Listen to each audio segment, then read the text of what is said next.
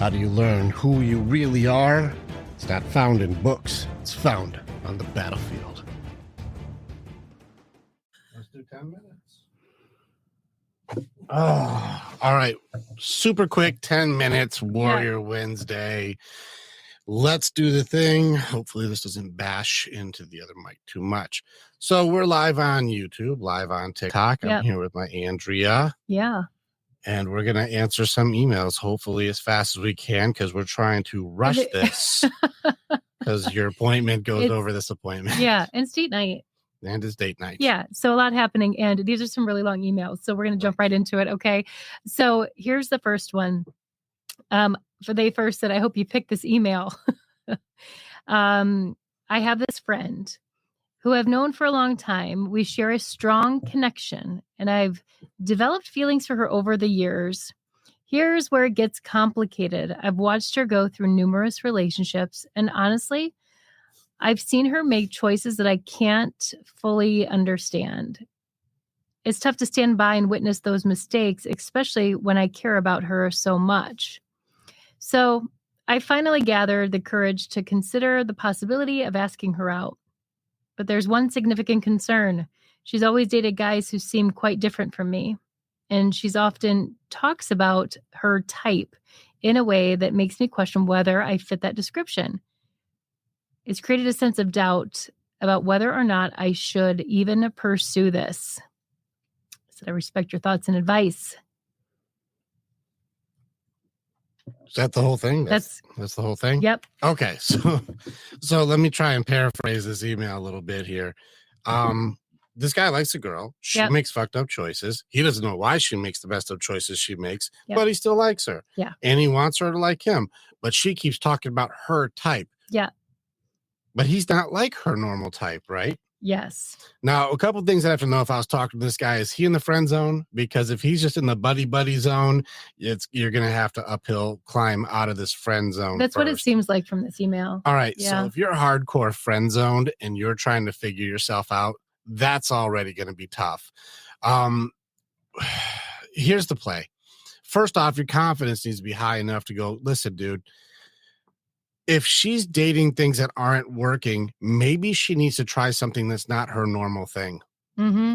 I'm not your regular thing, and your regular thing hasn't been working. Odds are the guys that she keeps choosing are treating her like crap because she's attracted to what she knows. And since she knows crap, she's attracted to crap. And that's why she keeps doing the same thing over and over again. Babe, let's try something different.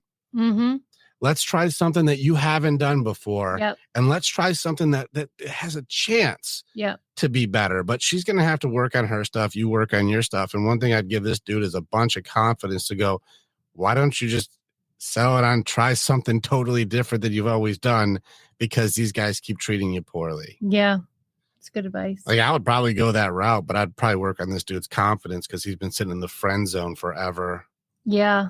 And it sounds like he's definitely getting strung along. Well, maybe within his own opinion or his own thoughts, because she may not even know that he's interested. It's like he just is by the wayside waiting for her relationships to, like I said, I got to not turn out well. This guy seems like he's got a low confidence. I'd have to work on his confidence to help him be authentic with himself. And then also find out why he's attracted to this girl. Because if she's really pretty but does a lot of destructive habits, that may not be that good. Yeah. Who knows? I don't know. Okay. Here's the next one. Hey guys, could use your help with this one. I'm married with a lovely wife and beautiful 8-month-old daughter. I've always got a but to everything, which is taking a toll on my marriage. I've been trying to work through things, but always seem to somehow let things get in my head and mess up what's in front of me. Does that make sense? Mm-hmm. Okay. I struggle a lot seeing a negative in most things instead of how positive it should be. So he's more negative focused. He sees the negative in things rather than the positive.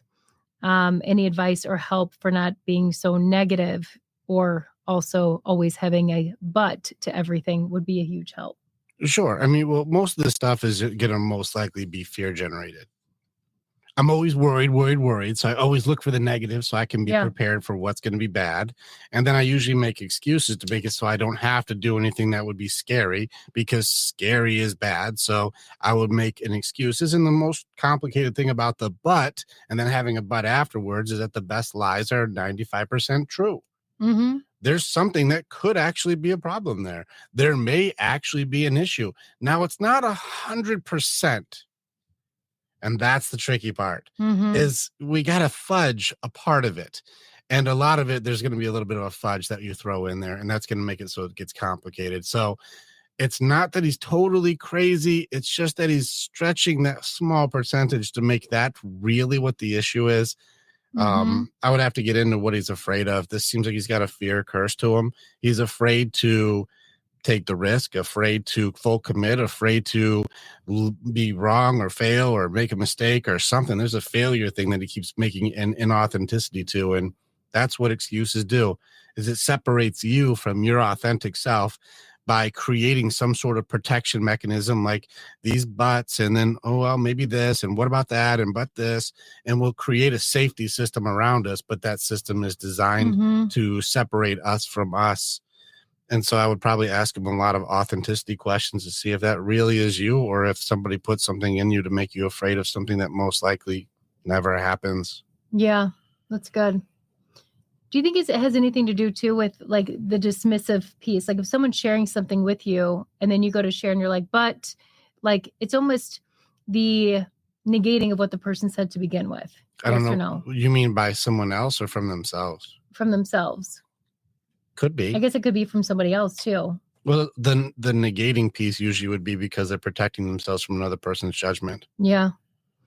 And so we would have to at least look into it and go like, well, what is it that you're worried about? Like, Mm-hmm.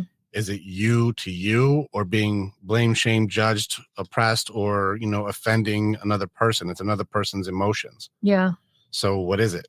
I'd have to find out what his actual fears are, because the whole thing is I'm afraid to be authentic. I'm afraid to be open. I'm afraid to do things. I'm afraid. There's always a but or an excuse or a fear. And he goes to the negative, not the positive either. Well, Yeah. of course, because Yeah. he's got to protect himself from all the things that could go wrong. Right. Yeah. That's what fear does, is make me more worried about what could go wrong and then never do anything. Yeah. Okay. So I would find out his fears so we can break the fear curse, because most fear is not real. Yeah. It's good. All right. We got a very long one. Shit. But let me see if I can sum this one up. It's a full page. Okay. So I've noticed a reoccurring pattern of snapping and losing my temper, often at trivial matters without ever realizing it. The behavior is taking a toll on my relationships that I cherish the most, and I'm committed to making a change. The root of the anger and temper comes from a lot of things. I've always lacked confidence growing up and have always been unpopular, or the person that's often been looked down upon. I've always been the person that's not good enough, or basically not your alpha male. Currently navigating a new job environment, I find the dynamics uninspiring, adding to the overall emotional burden. Physically, I'm very skinny, a turnoff for everyone. I often get comments about my physique, and it really upsets me. Once again, this makes me appear weak. I'm often perceived as weak, unconfident person who always seems to need help and guidance because I'm not confident or social enough. So that's basically the gist of it. Okay. Is there does he have any question in here at all? Looks like there's a whole list of questions. Yeah. How can I become more mindful of actions consistently? What strategies can help me remain calm and collected when maintaining control in various situations? I'm going to start there. I think a lot of this stuff comes down, guys. Here's the thing. If we don't take care of us and expect us to be taken care of, that's a really silly thing. Like, listen, I'm going to tell you straight up, like, if I didn't work out and didn't push my body, if I didn't try to be more than I am, if I did no effort at all, if I did literally zero effort, I would be so skinny, so little. I would be a tiny little super skinny guy. Like I would have no muscles. My confidence would probably be much lower. Mm-hmm. I would feel way less apt to be social, put myself out there. I would feel less safe. I would feel more concerned. I also, if I was never to work on my body, I wouldn't be trained in any type of self-defense or know how to protect myself. This would make it so I would obviously start building a resentment towards probably myself, which is why he's so damn mad, is because you're not doing the thing for you to make you feel okay. And you think what? Like, what do you think is supposed to happen when you don't take care of you? Yeah. And I'm wondering if it sounds like he also looks for outside things to make him happy, but he's so unhappy himself that all he sees about himself are negative things. Right. Like in this whole email, he's putting himself down. Well, I mean, some of it's observational. Yeah. And some of it is putting himself down. But I mean, like, you're not taking care of you, man. Mm-hmm. Like, hang out with some people that work out. Hang out with some people that do jujitsu or something. Hang out with people that do stuff that, hey, we take care of our stuff to make it so I feel prepared for the damn world. Yeah.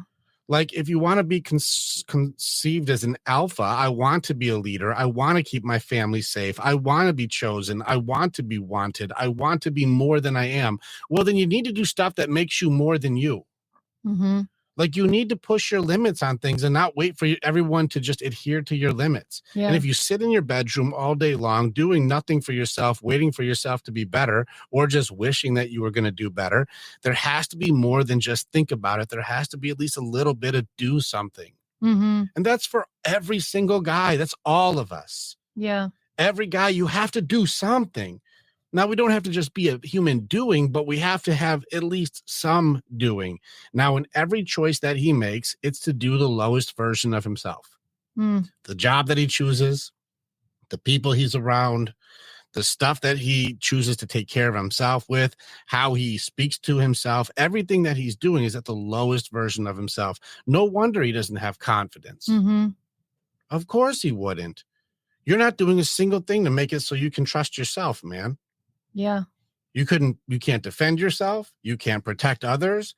You can't stand up for yourself. You can't speak up and not feel like you would be shot down very quickly. Mm-hmm. You probably wouldn't ask for a raise. He probably wouldn't even do more work for the raise, Right. or he would do somebody else's work and just let them take the credit and wouldn't even speak up for himself. How are you supposed to be you when all you are is repressing yourself to be the smallest, weakest, like most insignificant version of yourself, and then wonder what's wrong? I hate to be this hard on the dude, but guy, you're beating you up and then wondering why you're beat up. Yeah, it's almost, it reminds me of kind of like the it's happening to me phase that he's in. Like, all this is just happening to me, but where's the drive to? You're happening to you. Yes. But that's the thing, is any one of these things, I would put it out there that every single person listening, watching, could probably, for each one of these things, give like a solution that would help. Absolutely. I feel really weak and really small. What should I do? Yeah. Well, I don't know. Maybe work out and maybe take a self-defense class. Mm-hmm. I mean, I don't even have to read a book for that. Yeah. I don't even need a single certification. I bet you if you asked him these questions, too bad he's not on, he would be able to give you his own solutions as well. Yeah. I hate my job and I don't like the environment that I work in. Well, apply for other jobs. One thing that we've been recently talking about a lot, when you ask yourself questions, I've been known to ask myself questions and not answer them, but I'll keep them in my mind, and that, that'll end up driving you nuts. But ask yourself the question and then answer that question. And that seems like such a wild, like super, like, yeah, of course, duh. Like, I would answer my own questions, but I can tell you, I'm pretty confident, and you work with men, how many people ask themselves their own questions but don't answer? I can tell you, I do it. Do you do it? Yeah, people do it. Well, I know you don't do it, but I the love people you work with, hard questions. But that's where it's at. Sometimes it's like, oh, I don't want to answer that question, or there's too much pain behind that specific question. I'm just gonna kind of keep it in and not do anything with it, but start answering your own questions, and it's pretty powerful. It is powerful. Yeah. Can you hit that close button for me, baby? Thank you. Yeah. It is very, very powerful. And I think this is whenever I work with people, A, if I just repeat your own thing back to you, and then B, say, well, you're really good at asking the right questions. What do you think the answer is? I think a lot of times people would be surprised that, like, if you took your own advice, you'd probably be doing better. For sure. And I think that's so relatable for me and where I'm at in my whole growth process. But one thing that's really been impactful for me is, although I'm finding them much more emotional than I initially thought, but when I take out the emotions and I look at it logically, 9 times out of 10, I'm like, oh my gosh, like, are you serious? Like, that's how I was acting. Oh my God. Like, it's very eye-opening when you take some of those emotions out too and answer your own questions. Yeah, it can. Logical perspective. The objective perspective is useful. That's for sure. It's a tough game. It's a tough game here because, like, I think that he's got multiple stacks of problems. I can guarantee you if I start cutting into his stuff, there's going to be a belief system underneath each one of these that he's suppressed himself for. And most likely it's going to start hitting a mom or a dad wall in some way, shape, or form. And then we start figuring out ever since you were a kid, you were never enough. And you've just perpetuated a self-fulfilling prophecy from this point on. Yeah. So this is most likely what that kid's going through. And I would be happy and honored to have him hang out with a bunch of confident guys so he can see how to do it in a healthy way, so he can start building himself up again. But he's probably never seen it done right without getting shamed, blamed, judged, or whatever it would be for someone going like, dude, you're really weak. I know. Yeah. Like, instead of someone saying, hey, come work out with me. I got you. I'll show you what to do. And we've got the guys. Heck, our fitness guys, we got a cage fighter and a strongman. Like, that's true. World class, both of them. Like, our people are badass. Yeah. So in any case, send your emails in. You got to go because I know I got to go. Running. We're going to do more Wednesdays. We'll have more time when she doesn't schedule time on our time to do this, but around 6 p.m. we'll be. You approved it. It's fine. It's fine.